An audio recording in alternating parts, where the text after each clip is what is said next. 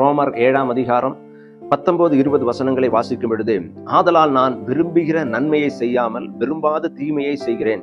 அந்தபடி நான் விரும்பாததை நான் செய்தால் நான் அல்ல, எனக்குள்ளே வாசமாய் இருக்கிற பாவமே அப்படி செய்கிறது.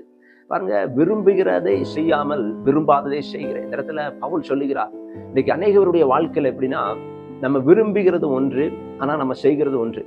அநேக சமயத்துல ஆண்டுடைய சமூகத்துல போய் நிறைய தீர்மானங்களை எடுக்கிறோம். சில பாவத்தை செய்யக்கூடாதுன்னு தீர்மானத்தை எடுக்கிறோம், ஜெபிக்கிறோம், உபவாசிக்கிறோம், எல்லா காரியத்தையும் செய்கிறோம். ஆனா கடைசியில என்ன செய்தோம் அப்படின்னா, அதே தவற அதே இடத்துல நிக்கிறோம். ஏன் அப்படி நம்முடைய வாழ்க்கையில தொடர்ந்து நடந்துகிட்டு இருக்கு அப்படின்னா, ஒரு பாவத்தின் பிரமாணம் நமக்குள்ள வேலை செய்து கொண்டிருக்கிறது.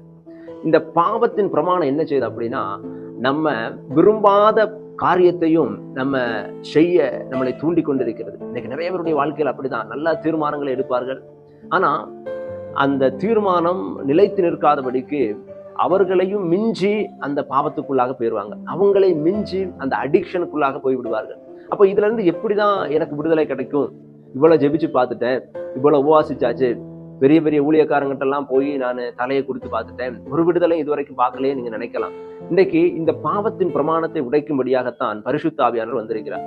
பாருங்க, பரிசுத்த ஆவியானவர் எந்த மனிதனுடைய வாழ்க்கையில வாராரோ அவனுடைய வாழ்க்கையை அவர் மாற்றுவார்.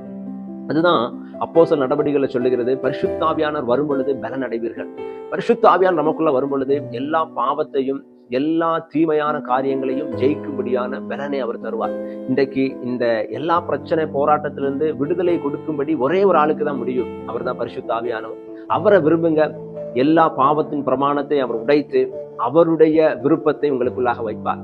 இந்த வார்த்தையின் பிரகாரமாக கர்த்தர் உங்களை ஆசீர்வதித்து உங்களுடைய வாழ்க்கையில புதிய காரியங்களை கர்த்தர் செய்ய போகிறார். Have a nice day. God bless you.